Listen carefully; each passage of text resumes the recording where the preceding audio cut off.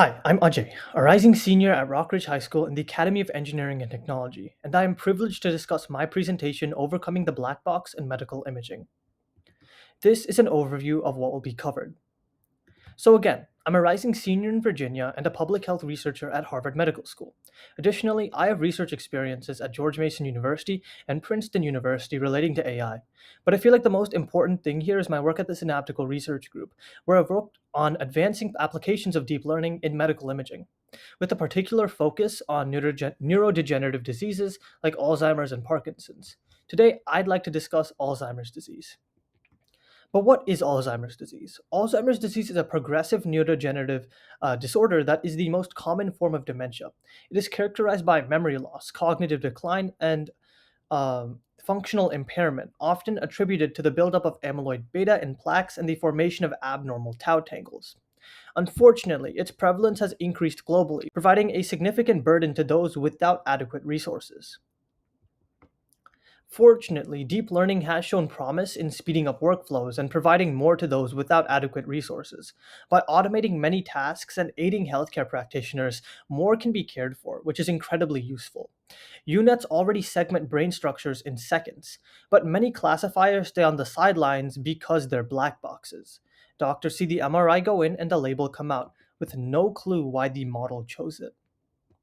Additionally, traditional deep learning classifiers often use softmax outputs for diagnosis, which leverage a nominal system for classification, meaning that each class acts independently of one another, similar to how one may distinguish between a pineapple, a lion, or a dog.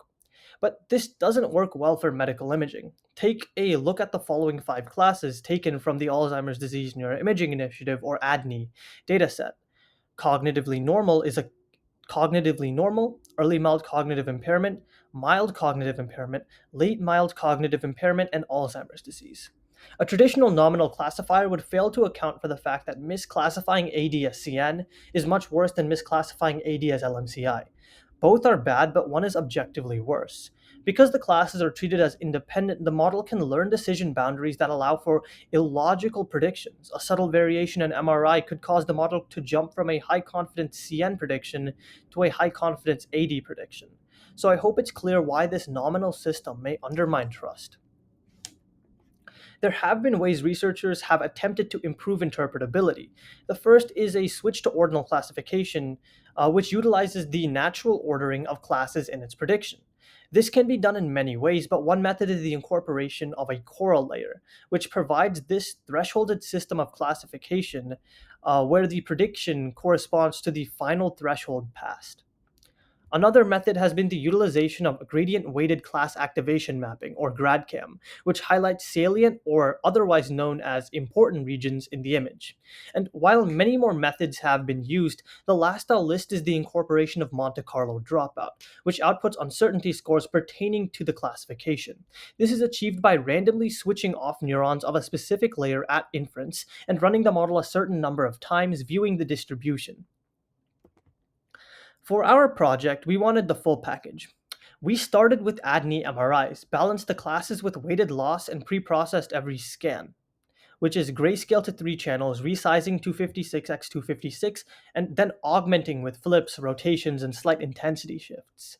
I tried 5 backbone architectures, and EfficientNet B0 came out on top with a weighted validation accuracy of about 0.85 and an F1 of about 0.68.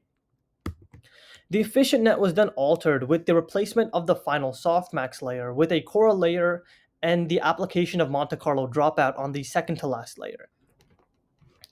The following hyperparameters of the network were then optimized in an Optuna search: the learning rate, which controls the step size of the optimizer in training; the value for weight decay, which is meant to prevent large weights and overfitting; the value for dropout, which was the probability of a neuron being randomly dropped; the batch size, which is the number of samples processed before the model is updated; and finally, whether or not it was pre-trained on the ImageNet dataset. Following that, the final model was trained and compared to 3 others: a vanilla EfficientNet B0, a deep ensemble stacking classifier, and a deep ensemble voting classifier. The model was then evaluated on 4 key metrics, which were accuracy, F1, AROC, and mean squared error.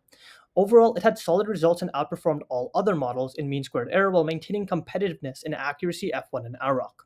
A low MSE is especially important because if the model has a relatively lower mean squared error, then it's highly likely that incorrect classifications were closer to the true labels, thus achieving the goal of switching to ordinal classification.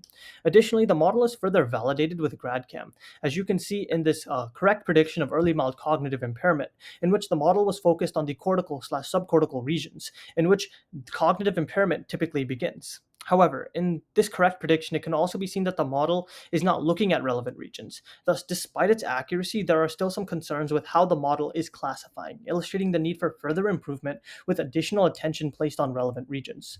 So, just to review, this is a quick summary. We chose a high-performing lightweight feature extraction backbone and efficient at B0 and replaced its final layer with a Cora layer. Then Monte Carlo dropout was implemented on the second to last layer.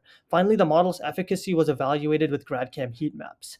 Future work may include the application of a UNet or masking to place further attention on important regions. Additionally, uncertainty could also be integrated onto the GradCam heat mappings. But I do hope one thing's clear. Interpretability isn't a luxury, it's a requirement for real-world medicine. I would like to thank Achut Kumar and Sriram Goranani for helping me with the model, the Synaptical Research Group for providing me the backbone to pursue this project, my family and friends for supporting me in this endeavor, and the Global Health Leaders Conference for providing a voice to passionate high schoolers.